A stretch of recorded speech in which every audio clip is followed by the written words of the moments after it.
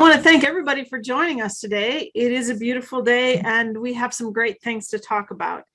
I'm really excited that today we are joined, the Fall Forum, the Rangeland Fall Forum has been going on for a few years, but we have two really great partners that have joined us in this year's event, and that's the McClure Center for Public Policy Research and the Idaho Conservation Partnership. And so with the IRCP and the McClure Center, I think we're really set to talk about a kind of tough topic, and that's drought. But we're also going to talk about resilience. So Eric, if you're there, Eric is the Associate Director of the Rangeland Center. I'm the director, and he's the one that takes care of all the details.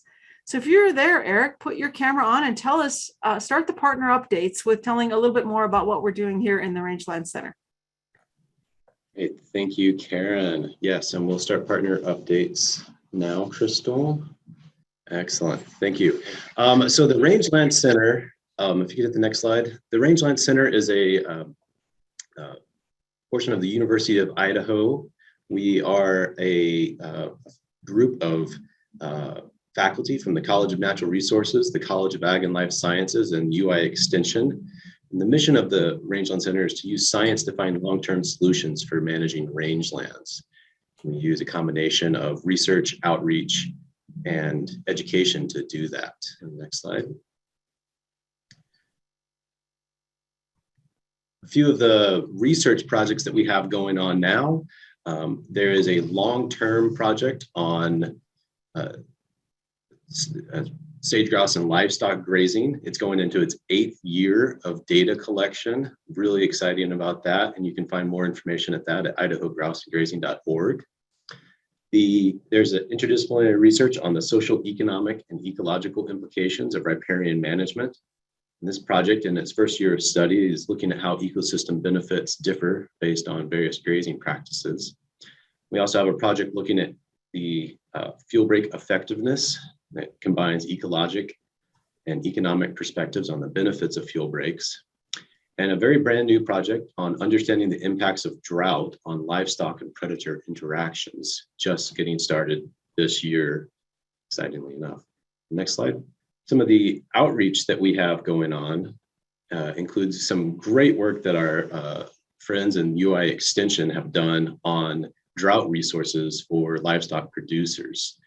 This is a series of 8 videos. You can find it on YouTube. I'll put a link in the chat as well. But those are live now and offer some great suggestions from our Extension faculty.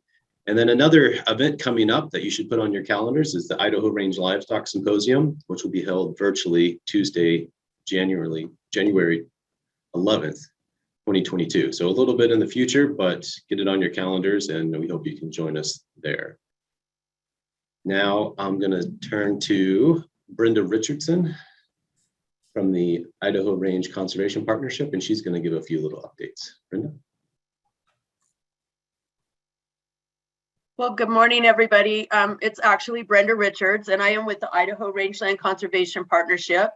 I have the privilege of being the coordinator for this group, and I bring about 30 years of land use policy, collaborative work, and a diverse network to this opportunity. The Idaho Rangeland Conservation Partnership is a non-dues-based, non-agency. We do not lobby.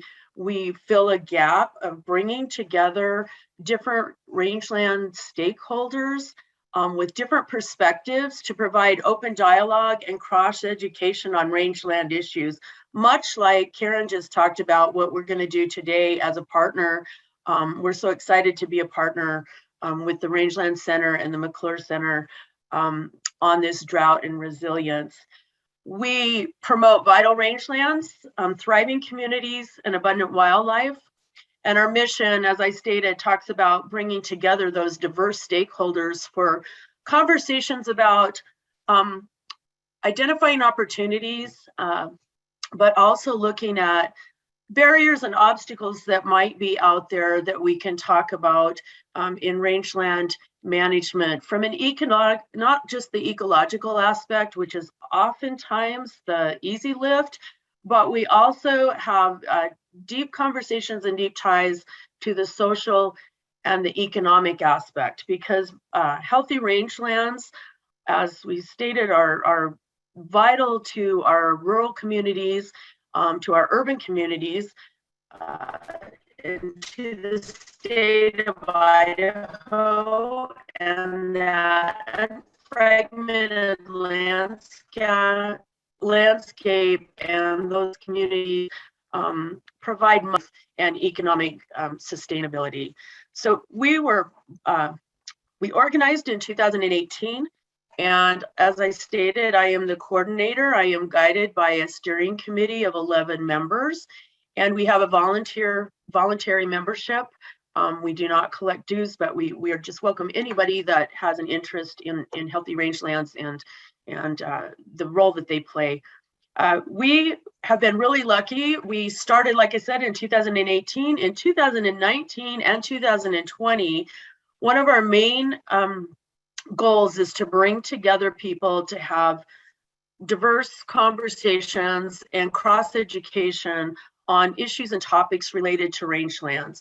And we had 2 very successful annual meetings. The very first one, like I said, we started in the fall of 2018 and held our first meeting January of 2019, where we had over 120 people attend.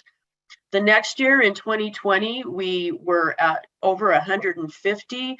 So it just shows that there's such an interest and such a good opportunity to bring people to the table to have these conversations on different panels. We have worked on different projects.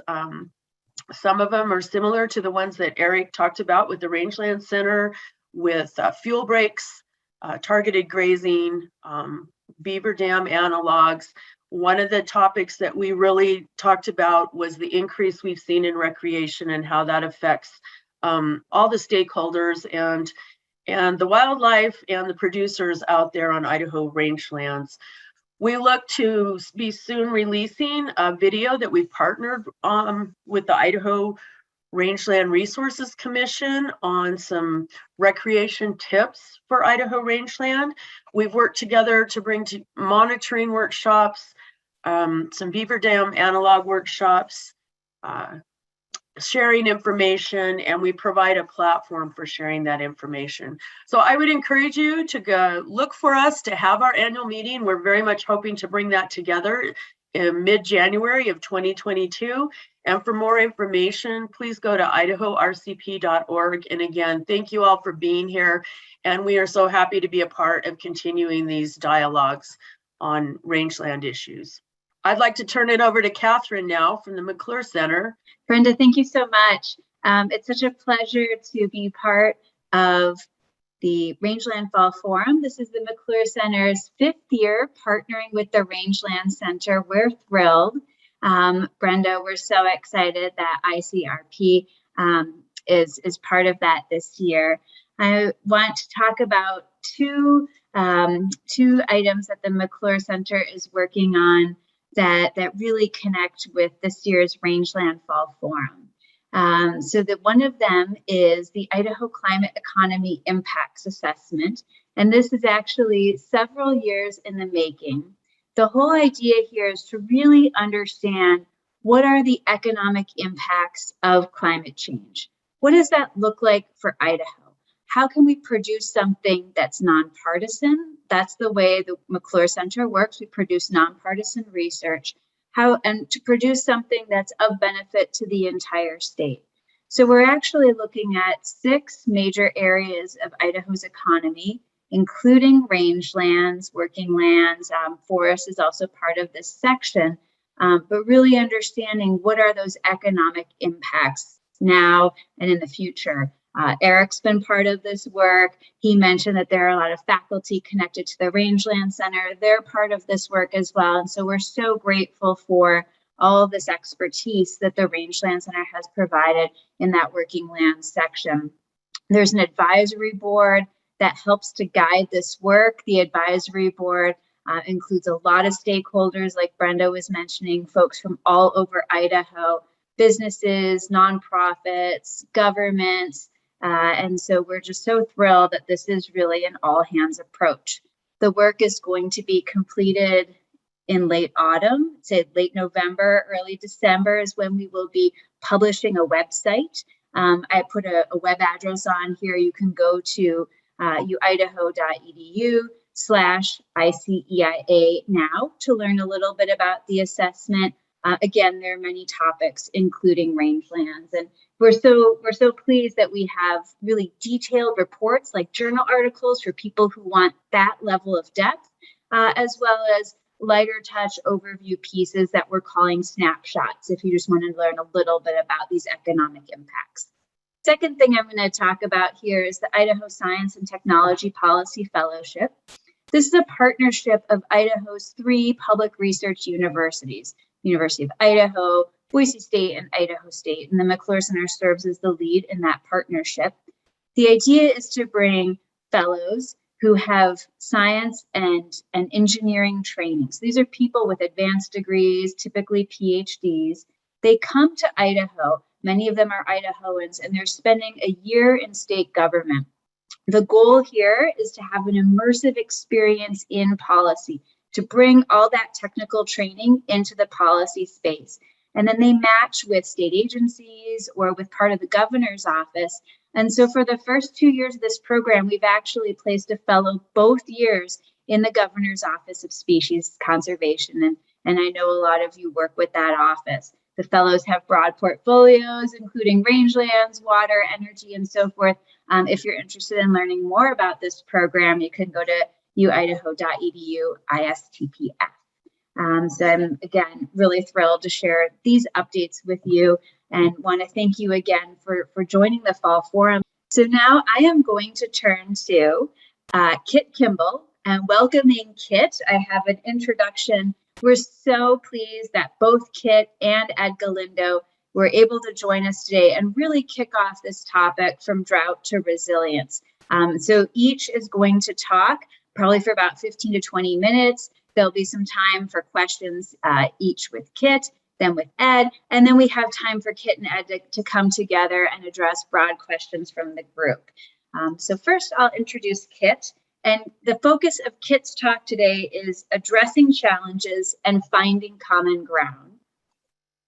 So Kit's full name is Katherine Himes Kimball. She goes by Kit, and Kit grew up in Salmon, Idaho. She received her BA from the University of Idaho, an MA from the University of Montana, and an MBA from the University of Colorado.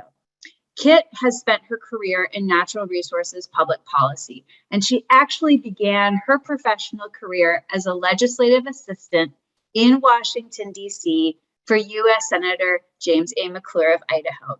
And there she focused on public lands, Western water, and environmental issues. After that, Kit was in Colorado, and she worked for a large energy and natural resource development company. She established a government affairs consulting firm. And in 2001, she was appointed to work for the U.S. Secretary of Interior in Washington, D.C., where she served as the Director of Governmental and External Affairs. In this position, Kit worked with governors, state legislatures, and a variety of users of public lands. She is retired in Tucson, Arizona. She's busy on several boards, including the Tucson Museum of Art, the University of Idaho Foundation Board, and Kit is a past member of the James A. and Louise McClure Center for Public Policy Research Advisory Board. Kit, we're so thrilled you could be with us today and share your perspectives. Welcome. Thank you, Catherine. Yes, I grew up in Salmon. I worked in the swamp in Washington, D.C., and I have been a lobbyist. Now, with those credentials, I'm sure most of you are saying, why am I even going to listen to her? But bear with me, I'm just going to give you a little perspective on what I observed and what I lived through, if you will, in my public policy days. And maybe some of it might resonate with you as you continue to try to face the challenges that clearly you know all about, and that is how are we going to get to healthier rangelands? Drought's just one of the many issues, and it's as severe as ever. Wildfires are bigger, hotter, more uncontrollable. Our invasive species issues, cheatgrass, others seem to be worse than ever. And the ever-ending seesaw of the predator paradox. Are wolves good for the environment or not? we are still in the midst of all of those challenges. But as big as these problems are, I think the overall looming threat of Washington's dysfunction is our biggest problem.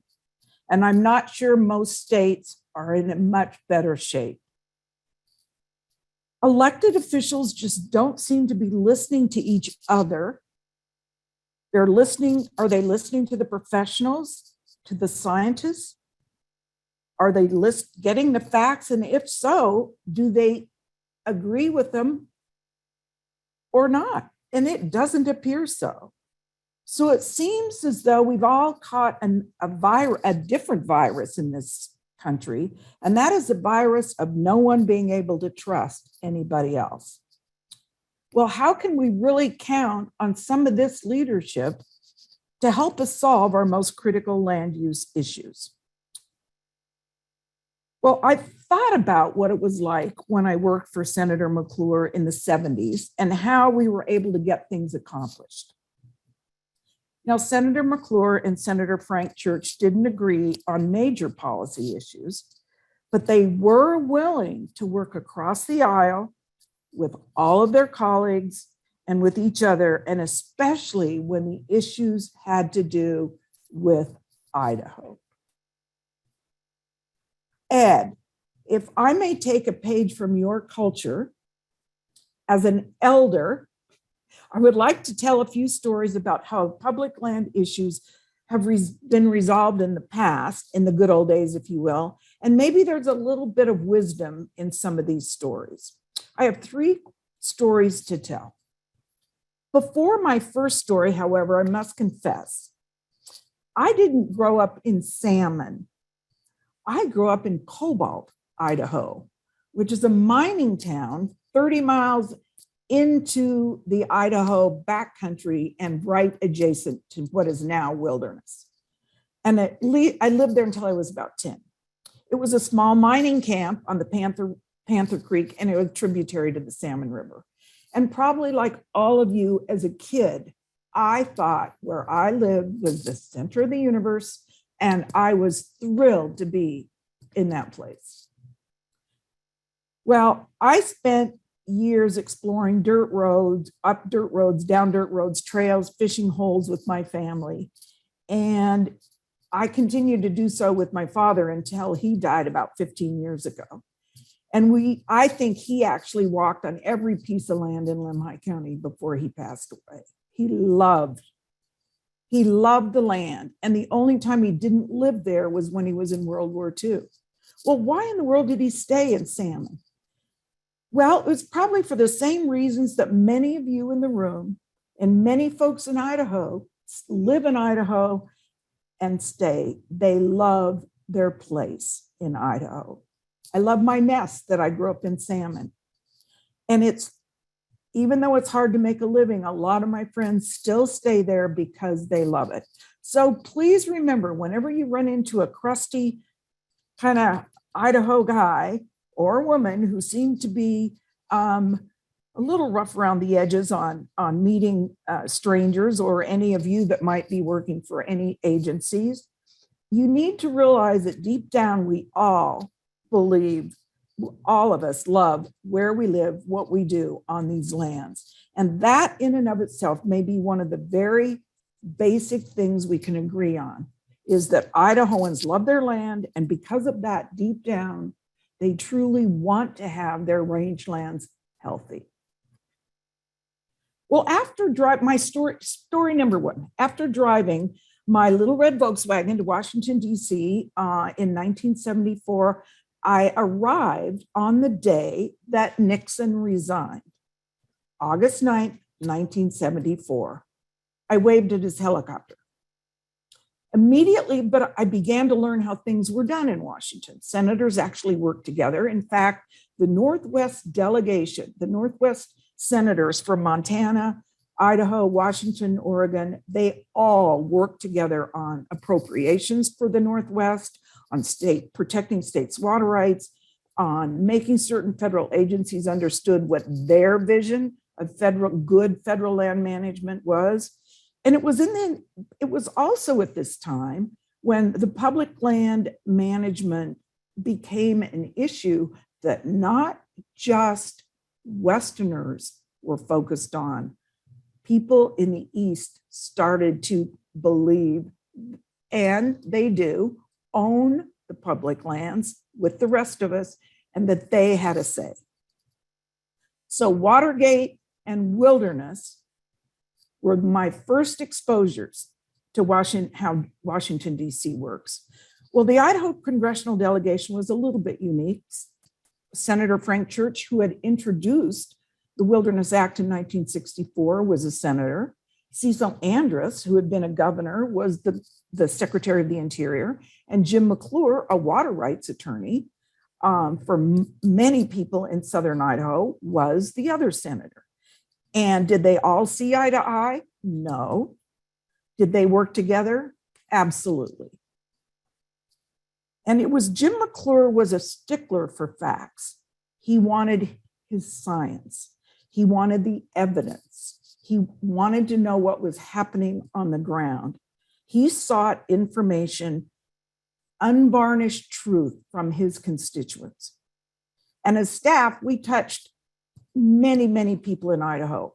We were working with ranchers, water rights attorneys, business leaders, conservation groups, any place we could find research and information that would be critical to the senator in his deliberations. He felt that the more information he had, the better he could help make federal policy somewhat more accommodating to Idaho's realities. Well, Senator Church proposed the River of No Return Wilderness Act, which designated 2.4 million acres in the Salmon River watershed. McClure had spent time in the backcountry fishing and all, and he knew it was worthy of preservation. But his vision allowed for private property protection and access. He worked with many, many of the people that lived in what is now wilderness, and with many others to gather information. In fact, he and I flew into every one of the landing strips in what was then called the Idaho Primitive Area. And with information from that and from and a lot of effort from the backcountry pilots, for example, Senator McClure was able to make proposals on which landing strips should remain and which maybe weren't necessary. The negotiations went on for a long time in this regard. Every issue was debated and compromises were made. They were hard, but they were made. And the River of No Return Wilderness Bill became law in early 1980. Well, 4 years later, after Senator Church, who was no longer in Congress, we had learned that Senator McClure learned that Senator Church was not going to be with us much longer. McClure introduced a new bill in Congress to rename the River of No Return Wilderness to the Frank Church River of No Return Wilderness. And that bill passed very quickly. Now, I hope you've all been to the Frank, which is what they call the wilderness area now. You know that some of the old ranches remain, such as the University of Idaho Taylor Ranch, a wilderness research site. And boaters are still there. We have hunters are still in the area. Firefighters, they're all using the landing strips. They're historic use of jet boats. And the wolves that were introduced about 20 years ago into the area must find it quite romantic because they are multiplying faster than maybe some people had thought. What is my point of all of this story? Well, Congress used to work out their differences between political parties. And this is becoming increasingly difficult. So decisions on federal land issues are likely best resolved at the local and state level, well before Congress ever gets involved. And that's what happened with the Oahe Canyonlands Wilderness, as you all probably well know better than I. It was created and dealt with in Idaho before it was ever became law. Crystal, let's go on and show a few other little pictures from the Idaho wilderness area. We'll just leave this on for a little while. Now, this is the Salmon River, and it's actually, if I'm not mistaken, this is Mackay Bar, which to me is one of the hairiest places to fly in and out of. We can all debate that later, but you come around a corner, you have to get clear down to the Salmon River, you come around a corner, and then all of a sudden there's a runway. You have no idea if there's anything on it or not before you land. I still have shivers when I think about going on and off the Mackay Bar. I just want to share a little bit of that with you. But let's talk about one other issue, another story I have about what was going on more when I was in Interior in the early 2000s. In 1980s and 90s, apparently the Salmon BLM district job was known as no way. Nobody would take it. Apparently, the locals were too difficult to work with. However, one man stepped forward. His name was Dave Crosting. He said he'd tackle it. Well, Dave took a number of innovative, off the wall, never been done before ideas, and in how he was managing the salmon office. First, he seemed to know everybody in town, and he'd only been there a short time. He hired as many as he could locally within the law and got them involved. He required that his staff in the office get out of the office all summer and be walking, talking, and working with the local ranchers and permittees on BLM lands. And he ultimately committed with the community to help develop the Sacagawea Center for the 2004 Lewis and Clark celebration of the Lewis and Clark expedition. He not only succeeded in all that he set out to do, ranchers began changing the way they were managing. They were being more conscientious about riparian areas, keeping their cattle away, all kinds of things that they had not really focused on before. The salmon community loved Dave's approach, his willingness to listen, to work with the locals. He had gained their trust and therefore their respect. Well, I was with the Department of Interior at the time. And so after I'd been home and learned all of this, met Dave, I thought some of these successes and some of these ideas were really worth sharing with the director of BLM, because I was getting all kinds of calls representing the secretary on problems with some BLM offices and other agencies that weren't working well with the locals. Now, of course, I was getting only the perspective from the locals. And I get it. There's two sides to every story. But I went to the director and I said, we've got some real challenges out there. People are not willing to work together at all. How about, what if we did a training session for new BLM directors, not state directors, but local district directors, following on what Dave Crossing has done in salmon. And I went through what he had achieved with his collaborative approach to work with the locals and a little bit out of the box ideas. And she said, great, I will check around. And she checked around with some of her folks at BLM. And she learned that, well, the feedback was, Dave's a little difficult. He kind of doesn't always follow the letter of the policies. And he's just gone native.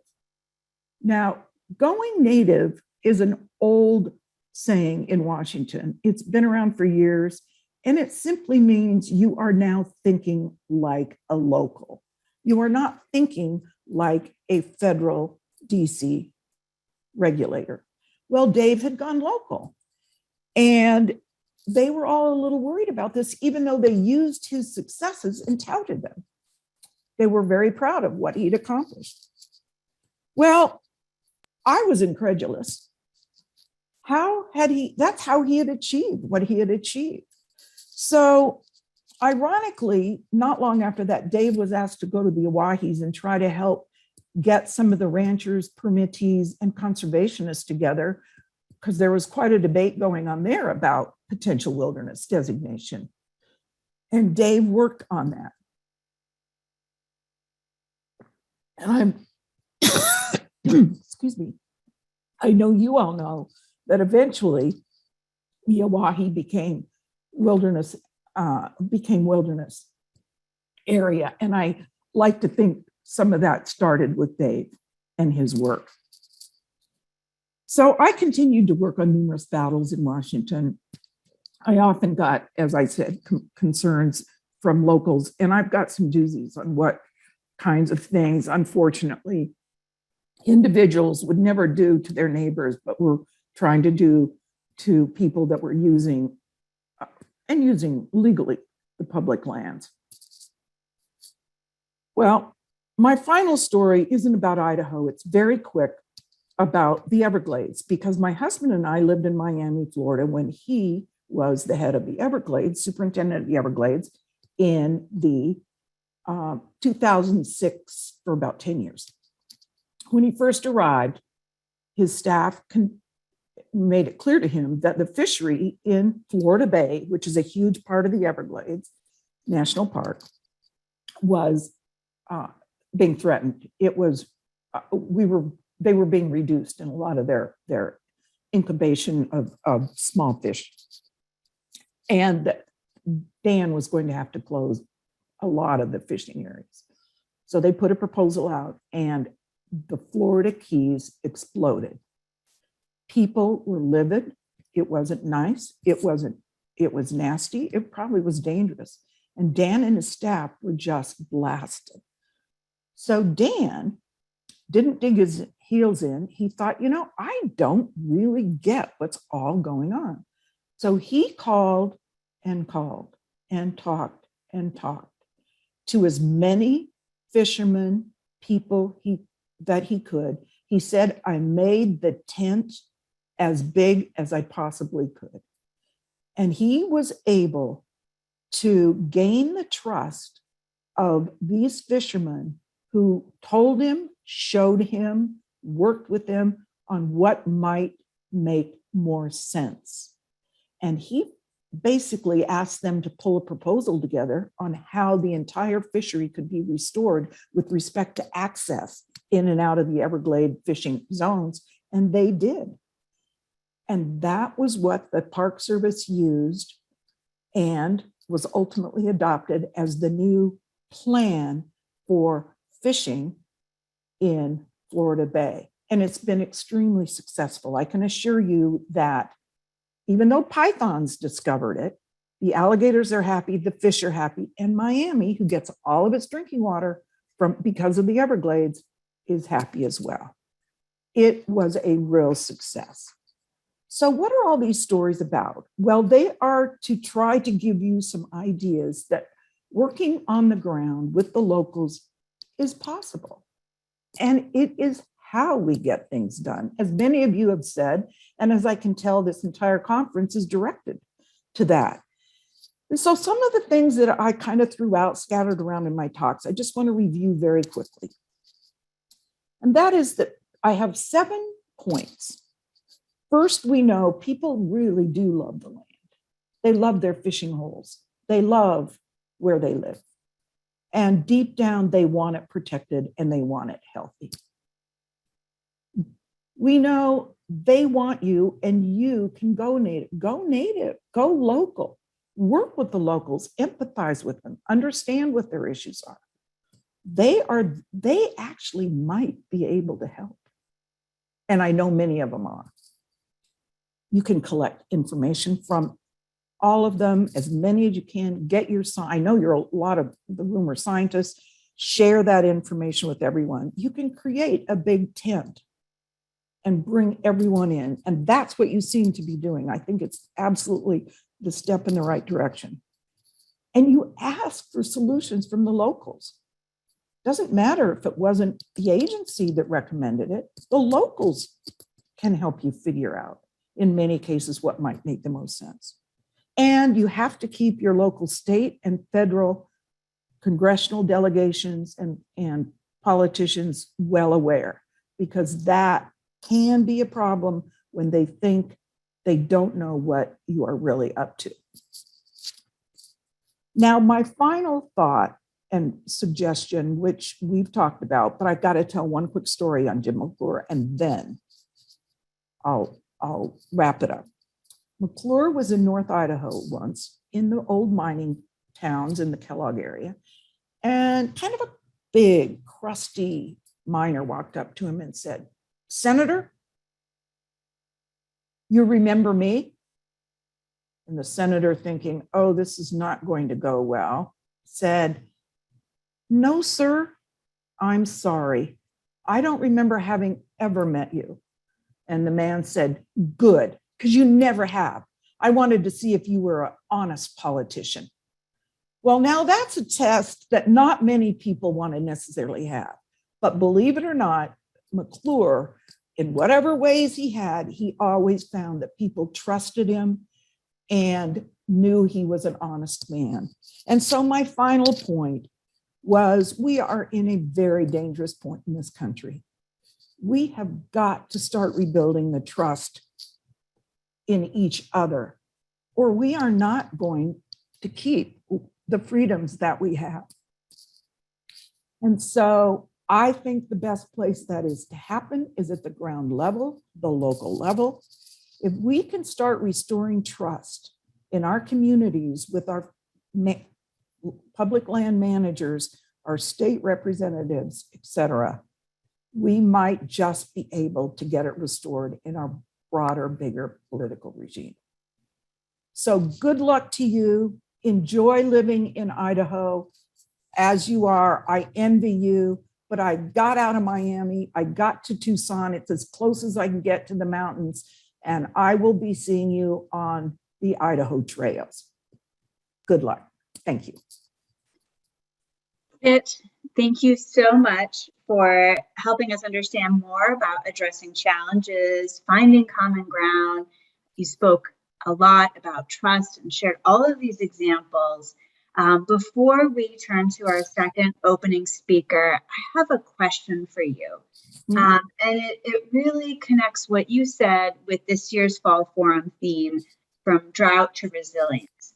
So you talked about so many different things. You talked about creating the Frank Church River of No Return Wilderness. You spoke about how people can work together, examples of folks from federal government really thinking like a local, what happened in the Everglades, how we have, making sure livelihoods are supported and so forth.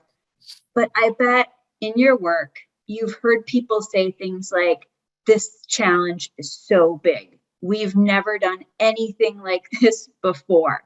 And I know that drought can really seem like something very overwhelming. Drought definitely impacts the local level. It can impact an entire community. So I'm really interested in the advice you have for how do you tackle something that just feels so huge? Like you don't even know where to start. You don't even know how large to make the tent. So when we think about how do you go from drought to resilience at that local level, it can just feel overwhelming. How do you begin? It is overwhelming. And I like any huge project, and I am not the best one to suggest this because huge projects are always daunting to me, but you have to start small. You start with pieces. And in my perspective, you go to areas where drought is really challenging the users. And I know Lemhi County, so I'd say you go to some of those permittees and the people that are saying, we can only put one cow out there when we used to put 20. What should we do? What would help? What do they think would help? If you moved up at a higher elevation, is it any better? If they collaborated together, is it any better in bringing feed in? Whatever they might think. Now, once you get some ideas, practical ideas of what might work, Then the question is, how do we do that? Well, those are the public agencies, maybe. Those are state agencies. We might have to ask for help in making changes in our laws, if nothing else, for emergency purposes. And an emergency bill that says we get to use lands that we haven't in the past been able to use. I don't know, but I do believe this one tenet, and that is when people get together and everybody agrees, conservationists, environmentalists, the ranchers, if you will, the producer, what am I trying to say? The distributors, the food chains, they all agree we've got to have the food. And these are the ways we can get it now. And I think political leaders respect and agree and appreciate the solution being brought to them and will help you try to get changes that you need made. But it has to be, as you pointed out, it has to be a broad tent, and it has to start here and there and show successes, and maybe others will pick up on that and try it themselves. Kit, thank you. Thank you for this opening. Thank you for helping us understand that we can start small, start somewhere, think creatively, be collaborative. I am going to welcome our second opening speaker now, and we'll come back to you and Ed for questions. And I actually have the pleasure of bringing Tim Prather to our virtual stage. Tim has known Ed Galindo for a long time and is going to give an introduction. And then Ed will take it away, and we'll have some question time with Ed, and then with both Kit and Ed. Well, thank you, Katherine. And it is my honor to introduce Ed Galindo to you. Ed is from the Glens Ferry area, where he went to school and spent time baling and stacking hay, driving grain trucks, and both training and riding horses. Dr. Ed holds degrees from College of Southern Idaho, from the University of Idaho, Idaho State University, and Utah State University, with degrees areas that include animal science, health science, and education, with an emphasis in physics and engineering. He's the director of the Natural Resource Tribal Cooperative at the University of Idaho and the associate director of education for the Idaho Space Grant Consortium. He's also an affiliate faculty at Idaho State University and also at Utah State University. Dr. Glindo has been a program director at National Science Foundation, and in that program sought to stimulate competitive research through EPSCoR. He's taught high school science and was a NASA appointed educator astronaut. And while he was chair of the science department on the Shoshone-Bannock Indian Reservation, Ed was twice elected National Indian Teacher of the Year and an award of the National Indian School Board Association. He was also inducted as a Sequoia Fellow of the American Indian Science and Engineering Society for research and educational outreach in American Indian communities. Dr. Glindo serves as a board member on the Barry M. Goldwater Scholarship and also Excellence in Education Foundation.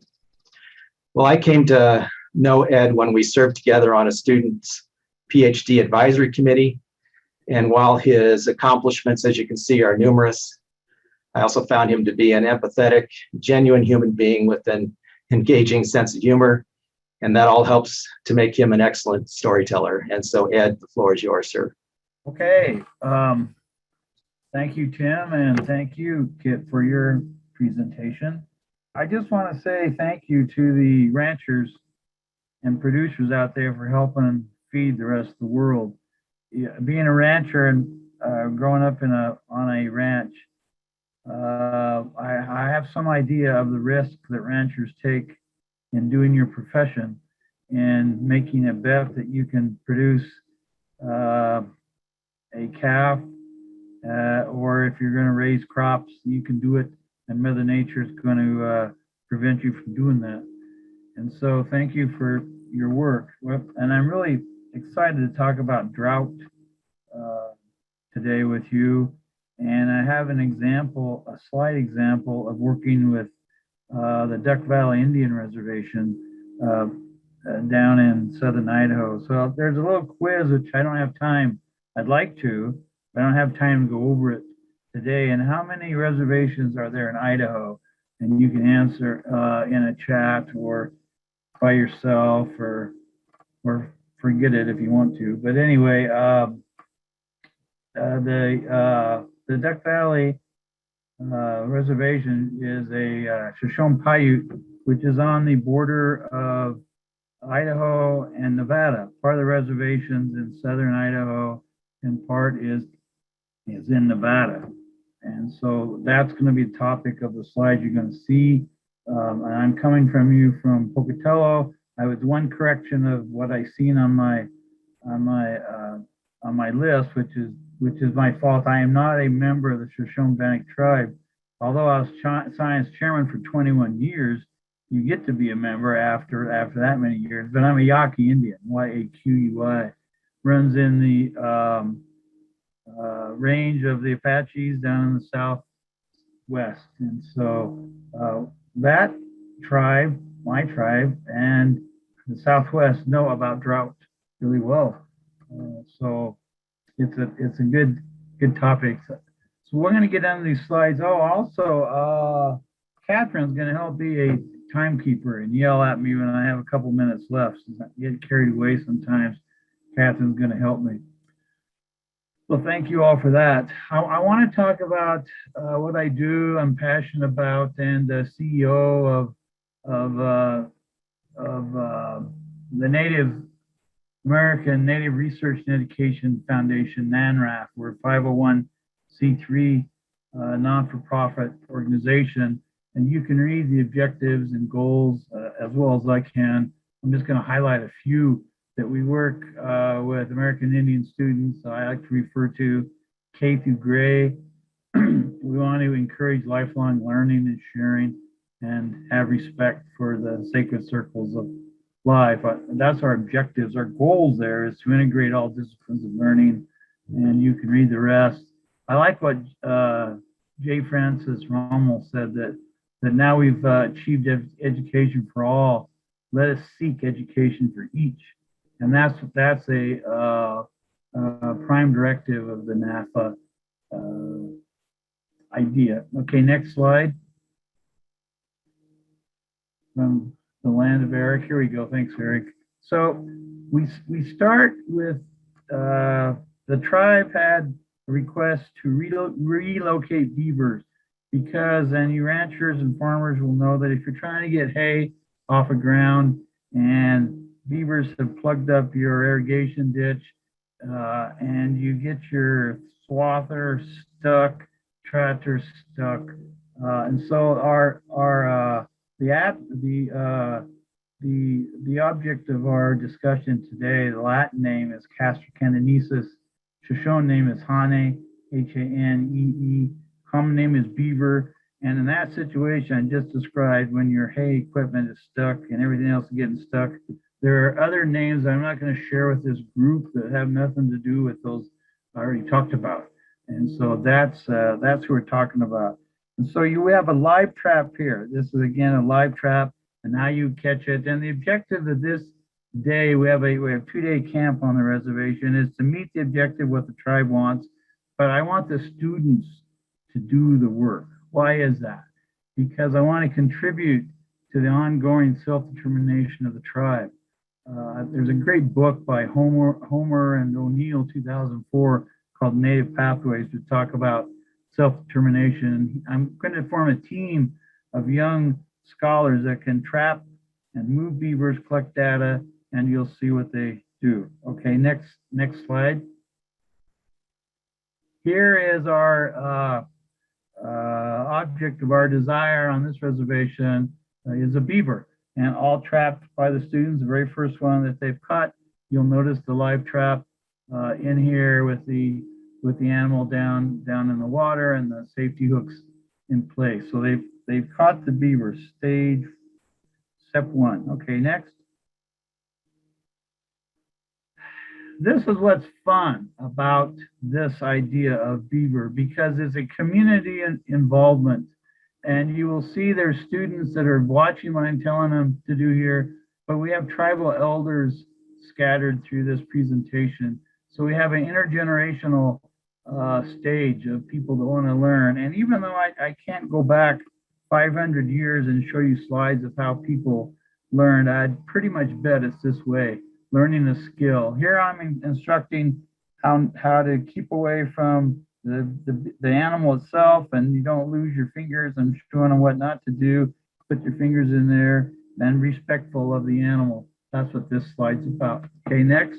Then we're going to collect data. Here we have two gentlemen. They're lifting the beaver up. The trap weighs 24 pounds approximately, and then the animal's in here. Today, this animal weighs about 60 pounds. It's a 60-pound animal, and the two gentlemen are lifting it up on a scale.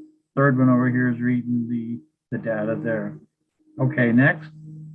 This is how you can work the animal. You know, like you work a calf, you work a cow or a horse. You don't want to put your fingers in there where a beaver could get it. They're not after you. Honestly, they're not mean. They're scared.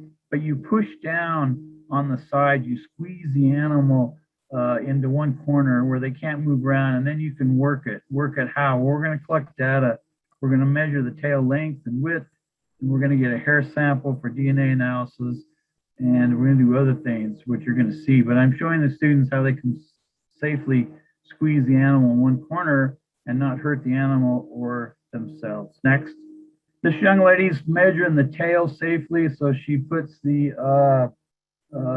tape measure in, and she's measuring the length and width, never hurting the animal, never getting herself compromised in collecting data. So she's jumping right in, and she's wearing a mask because the tribe has required a mask mandate because of the coronavirus. Okay, next. Again, intergenerational learning. Here's a family that just come to watch mom, dad, and a little one, and some cousins, how things are done. You know, how we learn as a community to remove beaver out of a situation that's causing some trouble, putting them in a place that maybe can help the beaver themselves, but also hold water for the tribe. So conservation effort here. Okay, next. Collecting data all the time. Yeah, students have their notebooks, they're sitting down, they're collecting data, what they weigh. They're also doing observations, as a good scientist would be, writing down what they think and feel about the time that they're out in the field collecting data. That's what this slide shows. Okay, next. This is an important slide. This is one that even though we're collecting data, we're doing something that's equally important. We're learning about each other. This is a retired prof from the University of Idaho. Actually, she was the dean of the graduate school, and then she retired, and she's meeting a young lady that's come to find out about beaver that's wearing a little kitty t-shirt and some heart skirt that's all ready to learn about whatever she can learn about. But these two are learning about each other, which is an important thing, which I want to remind the listeners that have cattle and livestock on drought. You're not alone. You can find information to help you learn, just like a partnership here. One place is, of course, the University of Idaho, the Rangeland Department, and anybody that you have access to on today's talk, you can ask questions and find out. And I would encourage you to do that when you think about drought, because this won't be the first time we're going to have dry weather. I can guarantee that. Our planet has been through this before, and we'll do it again. Okay, next. We also learn in the classroom. Here we're learning water chemistry. We want to know what the quality of water is for the beaver and quality of water in their homes. And they're learning how to do it in the classroom setting. But they're going to have a check here in a minute. Okay, next. This gentleman in the back here is from the tribe. He's our water quality expert. He's going to check the results. And we found that we had a slight elevation of lead in some of the older homes. Nothing lethal of all, just a slight increase. And we found out that the older homes had lead pipes that were brought for their water, and the water intake from the lead made the water quality chemistry spike up some versus the newer ones now that are all plastic and non pipes at all. And so the water quality expert confirmed what the students were finding, just as a way to see what they're doing, and also being part of the learning of this group. So we have community involvement, not only of beaver, but of water chemistry as well. Okay, next. And this is day 2. We're going to transport our animals. The ones down the bottom, we had this capture cage that they can be in the water and in their cage, and the coyote can't get them, or any other predator can get them, nor can they get out, and they can stay safe in there. And this is the day 2. The one on top is one the students just caught. So we have 3 beavers, and we're ready to transport, most likely from the same family. The DNA analysis from their hair will help determine that, but that's pretty much the same because they're not fighting with each other, and they're kind of looking around. So you can just guess. So I'm just guessing, but probably so. And we put a tarp over them. Why is that? Because they are nocturnal. They work at night, and the sunlight's pretty bright, and they dry out too. And so we're constantly taking their temperature with a thermometer gun that we use in Dutch oven cookouts after the beaver exportate. But that's another story. But anyway, we constantly monitor the beavers don't get too hot. They can get too hot. They have a big old coat on, and Duck Valley is a very arid desert country. To this day, when we were trapping them, it was a surface temperature of 104, and so we want to be sure they don't get too hot. Okay, next. Before they leave, a member of the tribe offers a prayer for the beavers and for the students, that they have a safe journey. The beavers can find a new home in the mountains of the reservation and get out of the hay part where they're making trouble. Okay, next. And so this is myself leading a group of students came up, and we have community members as well as students that want to see the beavers off release. Is a beautiful place on the reservation in one of their mountain countries. They have plenty of food. The aspen tree is one of their favorite, as well as willow in the background, and the predators aren't so evident here. So they have a good chance. And I'm explaining to the students that they struggle like the beavers, and that they have to find their way, but they can do it. The beavers do it, and they can do it. And so I'll give them a pep talk for the beavers, but also one for the students as well. Okay, next. This is our group. They designed this little beaver T-shirt here, and I got them printed up. Our foundation printed it up, and the words that you can't really read, nor can I say, are in Paiute. So they learned how to say the beaver word in Paiute, and then they get to wear the T-shirt. But this is the group that worked with the beavers. This is the group that can catch beavers and move them safely on their reservation. And the self-determination is that this group of team and their mentors that are on this picture can not only move beavers safely on the reservation, they can go off reservation.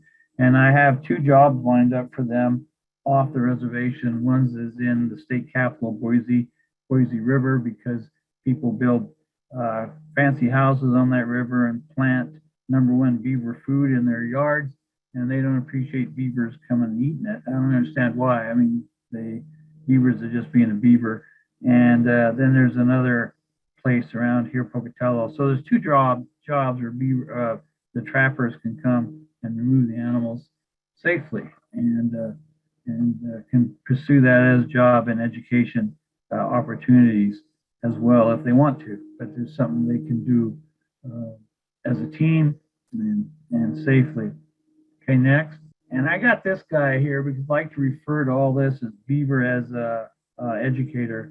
And so even though we use Beaver as a learning tool, it's a great tool for drought. One of the drought resistant things that you can do if you can build, get dams, and also build storage areas and hold water. That's what you do on a dry year. One of the things you can do, and you can learn that from all over places. Myself is one, but also from the University of Idaho. They have interest in this beaver. The students drew this guy, by the way. If you notice his tail, if you look close to his tail, is beaded, which is kind of fun, because that's what Shoshones are noted for, is their beaded work. But this little guy is ready to help us to learn about drought resistance and what we can do as we go through. Ed, thank you so much for sharing this deep example of from drought to resilience and your work with young people and empowering them. I'm a scientist by training. I was so excited about collecting the data, making observations, understanding their subjects, all of this hands-on work. And then really appreciated how you underscored the importance of learning about each other, that partnership of the former dean of the graduate school working with this young person in her skirt and her t-shirt who's eager to learn about beavers, and they can share so much with each other. And also what happens in the field and what happens in the laboratory. You showed the picture of the classroom. And then really making sure that those scientists, these budding scientists are able to carry this work into the future, and their team shirt. That was so exciting. Ed, I have a question for you before I turn to the questions for both Ed and Kit. This program that you shared with us, this example was from the Duck Valley Reservation. And is this a program that exists on other reservations? Are there programs that are similar when we really think about drought in Idaho, drought that's really all across the state? Can you talk about if this is unique or if there are some similar programs that are really speaking to self-determination of tribes and engaging young people? Yeah, that's a good question, Catherine, and thanks for asking that question. I'm going to give you, before I answer that, a little bit of answer to your quiz I gave you. How many tribes in Idaho? There's 6 in Idaho. And again, I wish I had time. I'd give you a quiz of where each tribe is and a little history about them, but I won't, because that's not the topic of this. But to answer your question, you know, our beaver team, yeah, well, we have some on the Shoshone-Bannock. We have some on the Shopai, Coeur d'Alene, in Idaho, but the NANRAF deals with 10 tribes, and we're in 8 different states. And so the whole project is called Beaver Busters. Who are you going to call? And so you call a beaver team if you're interested in a beaver's relocation idea. There is a knowledge about beavers from the local Fish and Game. I can give them a little bit of credit. Not very many of the Fish and Game officers are trained to relocate beavers because they're not trained that way, and they're viewed as more of a nuisance than anything else. So they just issue kill permits. And so the lesson to the Beaver Buster team is that when you face with a problem, you don't always have to kill to find the solution. And so that's a good lifelong solution learning for the team. And so that's what they've learned. And so to answer your question, are there movements? There's a Fish and Game. I've held actually training sessions with them how to remove beavers. I've had it with private citizens. I've held them on ranching communities who want to know how to do it and not catch themselves in the trap. And so there's a lot of information. As I said before, the ranchers and producers don't feel isolated in answering the questions and facing the challenges of drought. Your number one solution is information and education, and start with the University of Idaho to begin with. But you can go to the Rangeland or ask any of the presenters here that are from the University of Idaho, and they maybe won't know exactly the answer off the tip of their tongue, but they know how to find it. and get back to you. And that's what you need as a producer is how do you can plan ahead? What are some strategies? And the other one, as you know already, ranchers know already, is that you go down and to the local coffee shops or what I call barber shops, which I don't need to use very much as you right for myself, but you can go and hear and seek out the elders of your community and ask them, what have you done about droughts? And they'll most likely tell you, you know what, I tried but didn't work. That's what they'll tell you. And so that is valuable information. You know, what did I do? And there's different plants that you can plant and invasive species, and that's not my place to go and tell you all that right now. But there is places you can go, and there are things you can do in a drought environment. I can just say that. Did that answer your question, Catherine, that you wanted? Yeah, that does. That's great. Thanks. Well, I have some questions for Ed and Kit. I see some questions coming in our question and answer function. But Kit, Ed, I'm wondering if you two have questions for each other connected to our theme of from drought to resilience. Is there anything that came up, Kit, as you were listening to Ed, or Ed, you for Kit? Well, I guess as much, it's maybe not a question as much as I want to apologize to Ed that I made an assumption, which is a lesson in and of itself. I've made an assumption that Ed was from a tribe from Idaho. And you were gracious enough, Ed, and never said a word. Well, you're Yaqui, and I live in Tucson. And of course, a lot of Yaqui people are just south of me and on their San Vier area. And it's exciting. We try to work with them at the museum at the art museum on some of their cultural histories and their important issues that way. And we're trying to reach out there. So I just wanted to say that is a lesson right there. I made an assumption. It was wrong. And I apologize. And it's just an honor to meet a Yaqui in Idaho. And I'm an Idahoan in Arizona. How's that? So. But I love your education of the children. That's the key to me. But I'll let Ed talk then. I think he's got some great ideas. He's worked in this area. Well, Kit, you don't need to apologize at all. There are over 579 federal recognized tribes, and I don't expect you to know them all. You may know every single one, but if we get something mixed up, that's okay. I mean, that's a big number. It is a big number. It's easy to make a correction, but I really like what you said, Kit, about problems that were posed that you could see, and it's getting to know each other. That's the whole key right there. As that slide with the ex-dean of the graduate school with that young lady, getting to know what's going on and what's happening, taking time to talk, but also taking time to listen. That's what we forget to do. And so we're in a community together. There's a native community and a non-native community, but there's more things that we can do together than not. But it's going to take some time to get to know each other, know your neighbors, know your 6 tribes in Idaho, where they're at, what they do, and the tribes can get to know you.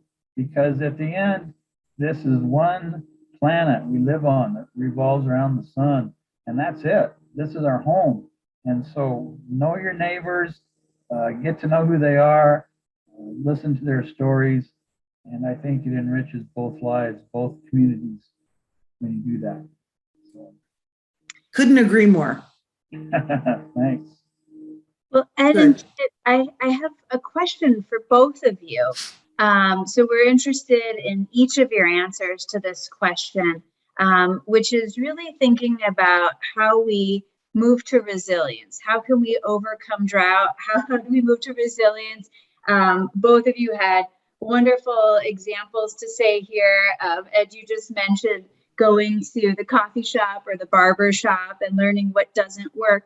But often when we think about tackling tough challenges, there might be that bottom-up way we can do it. Maybe it's more of that local level solution. And sometimes there are approaches that are maybe top down. They could come from a big group and impact a whole area. So could you talk about if maybe is one better than the other in your estimation when we think about moving from drought to resilience? Do they kind of work hand in hand? Do you have some examples of additional bottom-up ways to work together, or how top-down could be really effective when we think about rangelands and drought and resilience? So either one of you, whoever has part of the thought, and if you want to turn the question a little bit, please do so. But people really interested in bottom-up, top-down. Is one better than another? Do they both work equally well? Does it kind of depend on the situation? Yeah, so I'll go first, and then I'll yield to Kit. So that's an interesting question, but I think it revolves around. Oh, and by the way, since we're talking about drought, it makes me real thirsty, so I have to keep drinking water, you know. So. But also, I know enough biology that water in is water out, but we won't talk about that right now. But anyway, as far as what you talked about, bottom up, top down, I don't think it really matters. What matters is the information. What matters is what you want an answer to. If you're a producer, and let's say you have 100 head of cattle, you don't need somebody from the University of Idaho or Washington, D.C., or your county agent to tell you that if you have that many cows on a landscape that you have behind Katherine, you know that you have to rotate those out. They just can't stay there because there's nothing to eat. And if you don't rotate them, they'll rotate themselves. And so that's an example of even though you have knowledge from up, or you have knowledge from down, it's what you want to do. You as a producer, if you want more rangeland, you know, with the water we have, I think beavers may be a solution because they make dams, and they are what the biologists call keystone species. Is what some native people call a sacred animal, because what they do affects many. They make dams, which makes the riparian zone better, which makes grassland, makes the water table come up, filters water out, and they do it the beavers do it without asking for permit, without asking for dollars, without going to Congress and getting their blessing. They just do it. They don't ask anybody what they're doing. You know, now that just because they do that doesn't mean that that all works fine and dandy all the time. Just like with what I told you with the Shoshone-Bannock, you get your hay equipment stuck, what you're trying to do, then you don't think too kindly of beavers, because you got to stop what you're doing and get your equipment and unstuck, and you think about negative things about the beaver dams that they've done, even though they're flooding your hay field, the very field you're trying to get cut. And so it depends on the information you want, Katherine.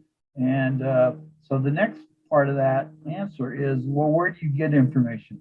And you get it wherever you can. And so maybe from the top up is where you get it, maybe from the bottom, top down and bottom up. From the community, as I said, your information seekers, and you're trying to find out solution of what you need. So that's kind of a roundabout answer. I yield my time to my person Kit here. Katherine, I love Ed's. You just would love to meet with Ed on everything, because you could just feel like you could get along with him. And I think that's the key. Information has to come from somebody that you trust and that you think has, if you will, like Ed, been around the block, knows what he's talking about.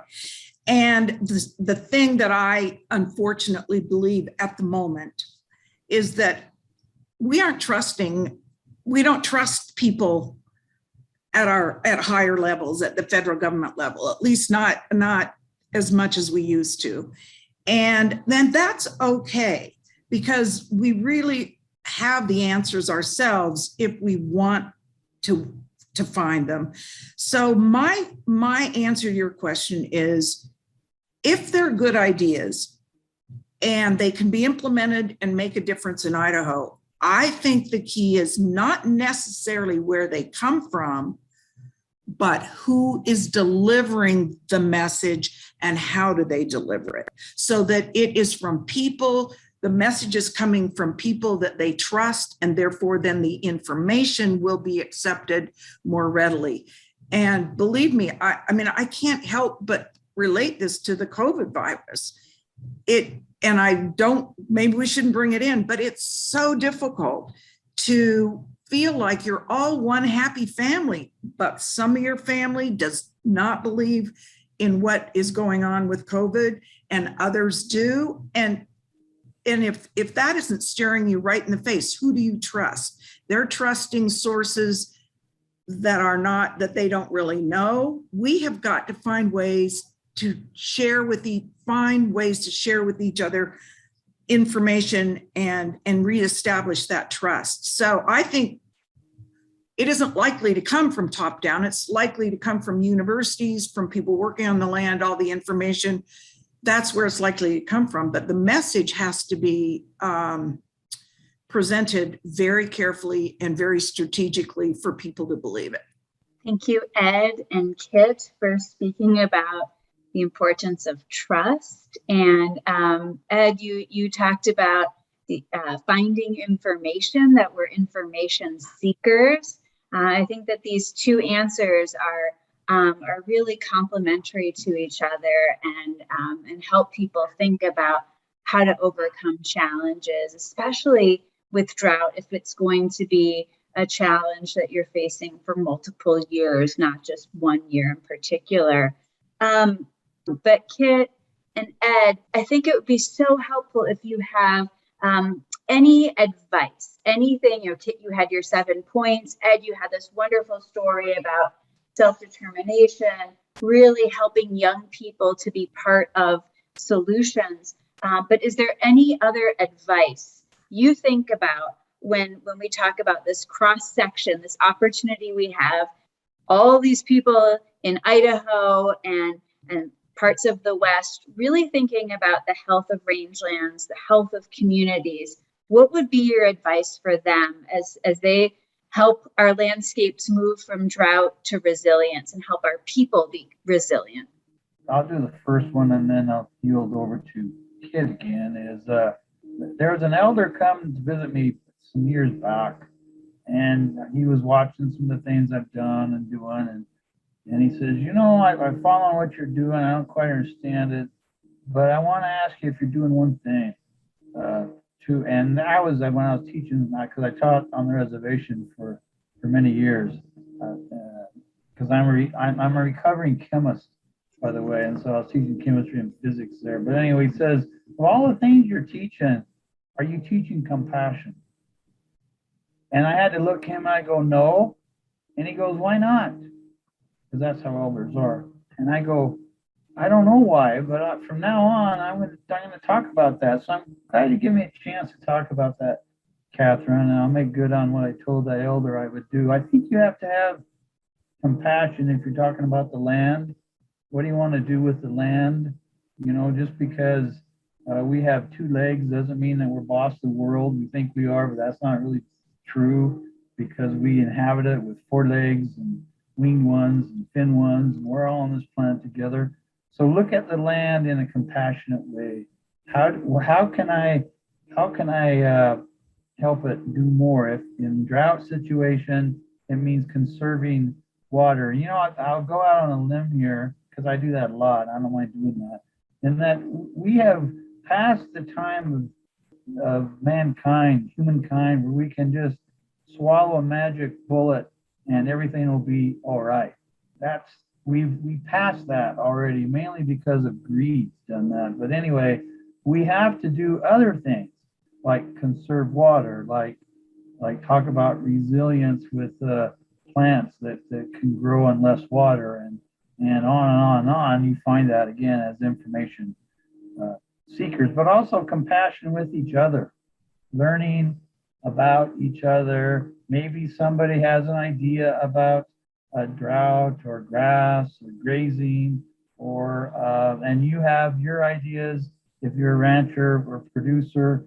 But having compassion, whether you're in recreating or you're a landowner, compassion to listen to what other people have to say.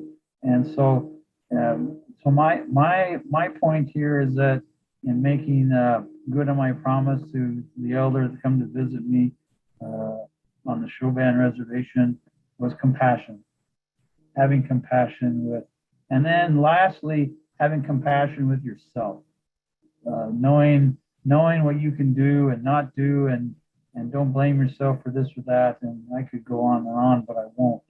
I'll turn it over to my good friend that I met today, Kit. Thank you, Ed. Compassion, absolutely. You want to wrap it up in a one word. Fellow man has to be more respectful of each other, which made me think that, there are other places in the world, clearly, that have experienced and are experiencing drought and severe drought and actually severe starvation. There are other places that have found some solutions to that. And I'm just wondering, I think your organization is fabulous. I think our universities are focused on the kinds of things that are needed in Idaho for the resilience that you're talking about. But maybe we need to shake it up a little bit. We maybe need our local people in Idaho to start hearing about ideas from other places and from other users of lands that don't have the same constrictions that we do. And are doing some creative things, just that their animals, their lands, they've found work well there. And I say that without knowing what I'm saying, but our universities have contacts elsewhere and all. I just think it'd be interesting to see if we truly are on top of all the opportunities, all the ideas. We may not be. There may be some very innovative things going on around the world that can help in this, if you will, the climate change, the change to drier climates, which appears, at least so far, we're going to have to deal with, and maybe bring some of that into Idaho and see what we can share with them and they can share with us, and in a compassionate way, Ed. Great. Compassion, yet shaking it up.